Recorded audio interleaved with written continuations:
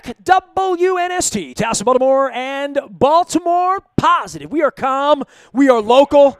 And this guy's not local right now. He's been local here. He's been known to bring championships to our town. And, and I don't know that I've had you on since the beginning of COVID. Coach Brian Billick, and I follow you out on Twitter, and I know you're up in Minnesota right now, and I know the grandkids were on the slopes, but you've been low-key here. You got a beard right now or not? I need to know. It's summertime. You're in Minnesota. You got the straw hat and a beard. What are you doing? No, I would, except that I'm doing 2 shows a week for the NFL Network, and it's always funny. They'd never tell me don't grow the beard, but every time they start to see that it's getting there a little bit, it's going. Are you going to keep that? You're gonna let that kind of go. So the fact that I'm still doing active shows with the network, I'm having to stay a little more clean shaven than I normally would. Give me a little update on your real life and, your experiences, your COVID, where you are, your family, the Raven. You've made a life now in Minnesota in the summer and Columbus, Ohio with your grandkids. But, this is these are supposed to be the good times, and I think you thought you were going to sit up with your feet up and watch football. Maybe there's going to be football now, but this has really been a weird 6 months for leadership. And, I haven't picked your brain in 6 months, so I want to do that. Yeah. And it's been interesting, the contrast, because we have, in the summers, we'll be up here in Cook, Minnesota, Lake Vermilion. We're about 20 miles from the Canadian border. Obviously very rural, beautiful up here. I mean, it's 71 degrees and the water's clear, and later on I'm going to go fishing, and it's awesome. But we're also, and my grandkids, as a lot of people know, are and my daughter in Columbus, Ohio. So we're building a place there to be close to them. The plan is, obviously, the summer's up here, and then the winters in Columbus. We're probably the only people in the world wintering in Columbus, Ohio. But the fact that we are straddling, when you talk about the COVID, the experience of in Columbus with my grandkids and what they're deciding now, like everybody, with the school system, and do the kids go back to school, and are the bars and gyms open, and what do you have to do, and what's the daily process, how we're going to have to alter our life, that if when we do come back and the kids are in school, we're going to have to keep a certain amount of distance until that gets into a rhythm that we know, because we don't want to have them or us vulnerable. And then on the contrast of that, I'm up here in rural Minnesota, where basically it doesn't exist. I mean, people are doing the right thing, and I go into the market and you have masks on and people are social distancing and they're doing the right thing. The problem is here up in St. Louis County, for the most part, it doesn't exist. And so there is a high level of frustration, because whether it's, so we're in an area where this thing doesn't exist, and my kids can't go back to school. I can't open my bar. I can't have my shop open. I can't have more than X amount of people. I can't put these people in my restaurant. You can see when you listen to the national debate about what is obviously very real and has to be very much respected and dealt with, versus other areas where this basically is a non-entity. Well, and for you to sort of disappear, over the course of the summer into this, where this thing's raging and you're on Twitter every day, and what's going on in these facilities right now, if you were the head coach or if you were the broadcaster, right? Like, coming back right now to the realities of what the NFL is going to go through on a day-by-day basis in a big city, in all big cities where hospitals are being taxed at this point, communities are, very agitated. There's a lot of agitated going on in America, right? You're up on a lake. But watching this and knowing what the NFL teams, and Doug Peterson on Sunday Night Dirty, right? Like Sean Payton earlier this year, that if you were here, you'd be much more susceptible to it if you were the head coach of the Ravens. Oh, sure. Right? Sure. It's a fact. Just in a little bit, I was, of course, set to do the preseason games again and communicating with the Ravens, and went through about 5 iterations of, okay, we're going to do it.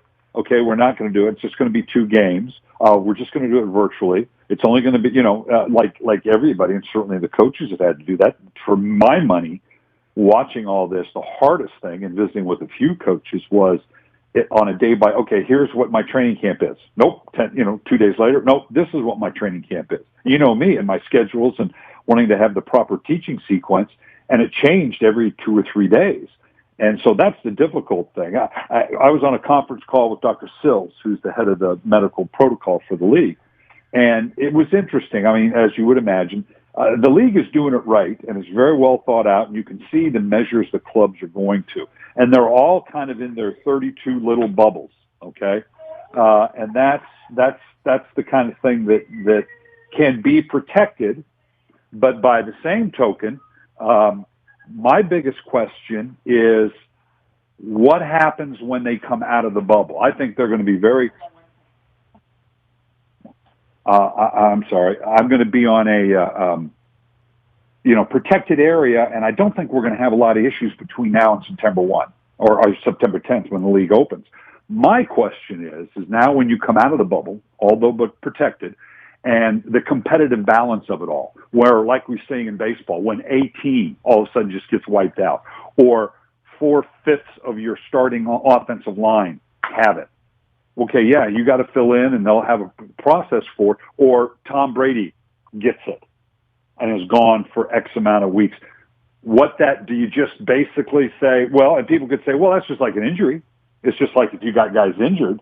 So what's the competitive balance going forward with the league as it hits some teams versus others? I would say the injuries aren't contagious, but sometimes they feel like they are, right? Yeah. Hey, Coach Brian Billick here, our partner in crime. You can find him at Coach Billick on Twitter and, of course, the NFL Network, and wherever good thoughts are sold and wise thoughts are sold. For me, with Harbaugh getting the 114 pages, I always ask you that coach question, like, did you read that thing? And if you read it, did you crinkle up your eyes and say, well, how the hell are we going to do this and play football? Because I think all the coaches saw that and said, how the hell are we going to do this and play football? Right, and obviously the coaches weren't consulted, or the real world wasn't factored in. You got a bunch of well-meaning people that are professionals, but said, okay, these have got to be the protocols, totally ignorant or oblivious to the fact that, no, this won't work. You can't conduct a game. You can't conduct practices. You can't orchestrate a season with these parameters. But it is what it is, and they're kind of plowing through it.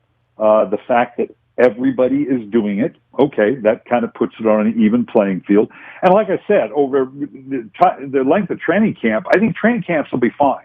And it'll be a good teaching sequence. I mean, you'll be able to focus in on and drill down. The hardest thing is getting in hitting shape, because you're going to have to do it against yourself. You're not going to have preseason games. You're not going to have scrimmages against other teams.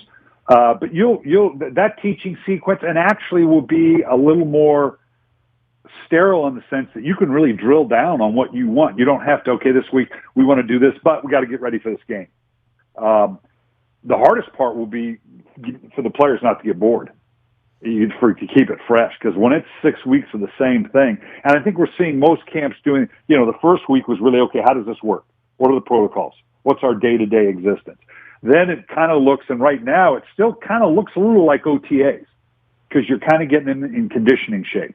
We've always said there's three types of shape you've got to get into: cardiovascular shape, muscular shape, and then hitting shape. Well, the cardiovascular is going to come real quick, and then they'll start as they are now. They'll get into the big muscle group, the hamstrings and the groins and the glutes and the quads and the calf, the big muscle groups that tend to strain and whatever, that you get into a rhythm and routine and you're good there. But then you got to get into hitting shape.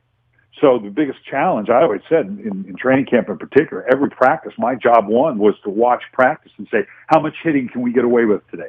Or how little hitting can we get away with? And still be able to go out and play a very physical, violent game. So that's the challenge for them. Hey, Coach Brian Billick here, and discussing this thing starting and baseball, right? So I've watched baseball, I've watched basketball, I've watched hockey. I like them all, sometimes equally, depending on, whether it's a competitive game or not.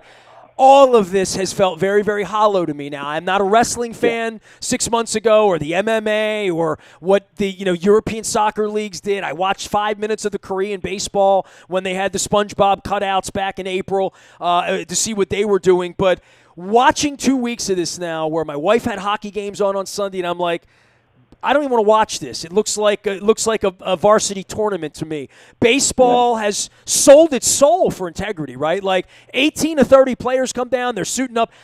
I think with the NFL, and you correct me if I'm wrong, but I don't know that there's a room that Roger Goodell, Bob Kraft, Dan Snyder, and Jerry are going to walk into and shut the game down once it starts.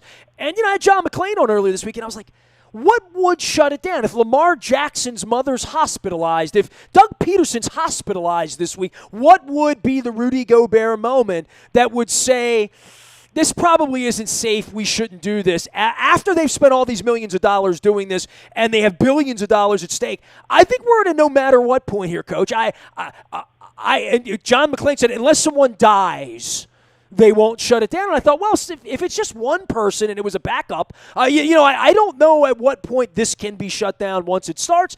And then we go back to the morale of folks up in, St. Louis County, Minnesota, and Cook, that the country counted. Up there, it's Vikings, right? But we want this to work.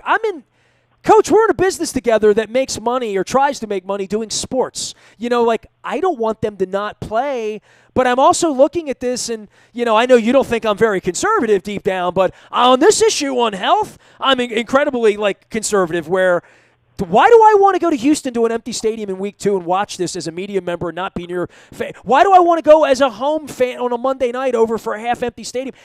I don't know that it's going to be any good, and I don't really believe they can finish it with integrity. But I've jumped the shark. 2 weeks ago, I thought they're not going to start. The world will shut them down. The virus will shut them down. They can't finish it. That's why they shouldn't start it. Now that they've started it, I don't think there's anything that's going to stop it. Well, that may be now, but in terms of the fans, based on the numbers so far, people are watching now. Because they're starved for it. And so, yes, it is different. And that, to use your word, it feels shallow because of the not the fans and the whatever. It's not what we're used to. But people are still drawn to it, and the numbers show that. In terms of the quality of the play, I think the quality of play will be fine. The only question being, okay, like injury, how many do you lose, and how does that change the caliber of play for a team? You can't lose a Tom Brady or Drew Brees, God forbid, or any of your top players, and just think, well, we're going to be fine. We'll just keep playing.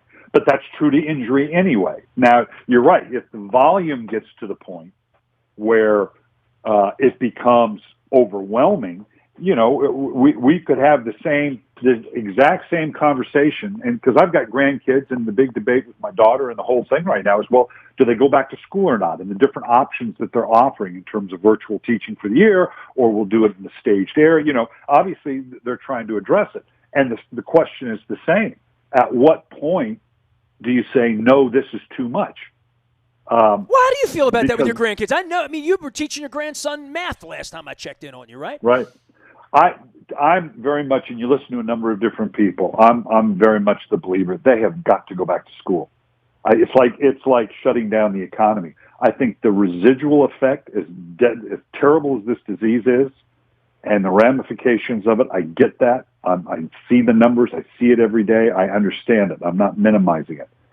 But harder to quantify, but there's no professionals that you listen to, at least that I've heard, whether it's doctors, pediatricians, child psychologists, whatever, that don't say these kids have to go back to school. I see it with my grandson, my oldest grandson. He's doing fine, and obviously the structure we have, he needs to go back to school. He needs that interaction. Even my 4-year-old grandson, they need that. And yes, it's got to be. So the question becomes the same. Well, when do you shut that down? At what number? What circumstance? So yeah, we're approaching.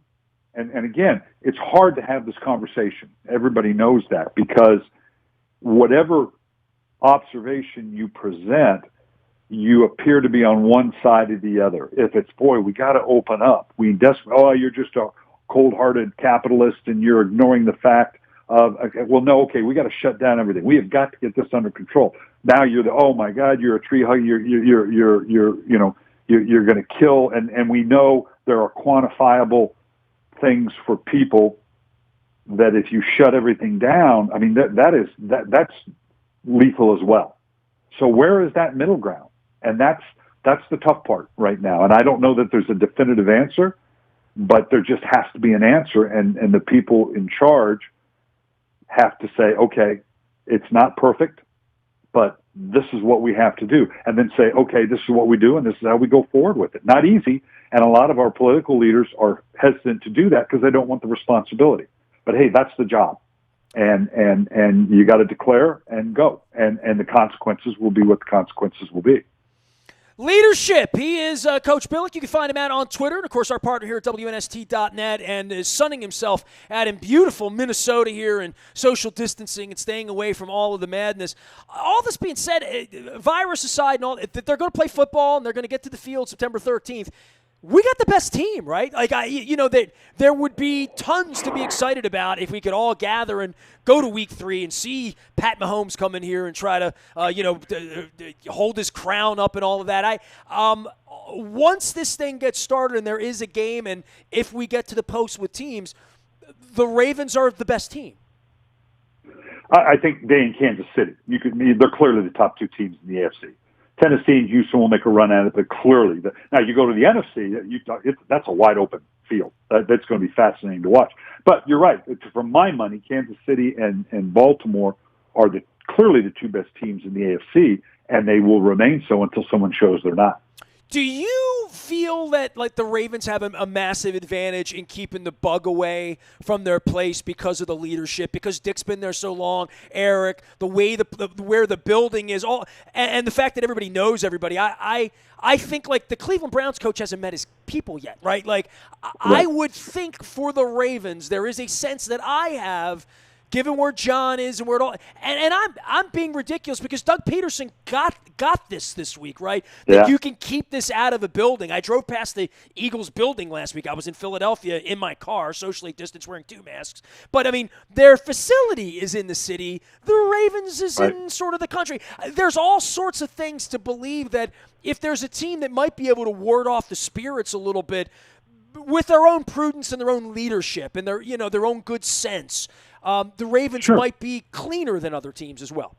And the consistency of that leadership and the structure that they have, even put it in football parlances. They lost Marshall Yonda, and that's about it. They kept their staff intact.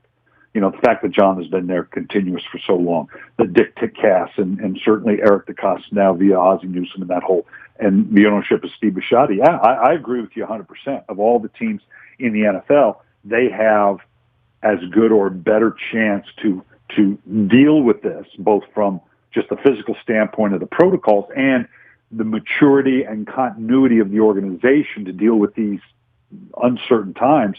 Yeah, and that should be a huge advantage. Well, no one that knows you as well as I know you would call you the cockeyed optimist. In any, you're the realist, you're the pragmatist, you're the strategist. Are they going to play a Super Bowl the second weekend of February in Tampa? I mean, do you really believe they are going to get through a calendar year and that this will have integrity? Do you believe they'll be successful in doing this? Sure, I do. I do. Wow. And I still think Elvis is alive. So you can discount what I say, but no, I do. I think we'll get there. It's going to be like nothing we've ever seen. It's going to be different no matter how we get there, but I do believe we'll get there. Well, I hope you're having a good summer. I hope you stay safe. I hope you enjoy your time on the lake. I hope you catch some good fish. What kind of fish you catch up there? Oh, God, we got walleye. We got northern. You can do some bass fishing along the shore and then go over to Trout Lake and get the trout. It's great up here. Walleye, that's like the Minnesota thing, right? Yeah, exactly. That's walleye sandwiches, walleye's the best. Yeah, that's nice light white fish, yeah. Well, look, I'll catch up with you in a couple weeks. I hope we're playing football. I hope you get a nice tan, and please stay safe. We miss you. We'll do it. You too. Head coach Brian Billick, our partner on behalf of the Living Classrooms Foundation here, and, of course, on the lake in Minnesota. And in my mind, he's wearing the straw hat, even if he's not. How about that? I want him to be happy with a fishing rod. Nasty at WNST.net finds me. Facebook, Twitter, LinkedIn, Snapchat, Instagram, and, of course, always streaming live on our Facebook and our YouTube WNSTV channel. Calm, local, and always with the world champs, including Mike Flynn from this week. You find that all at WNST.net. AM 1570.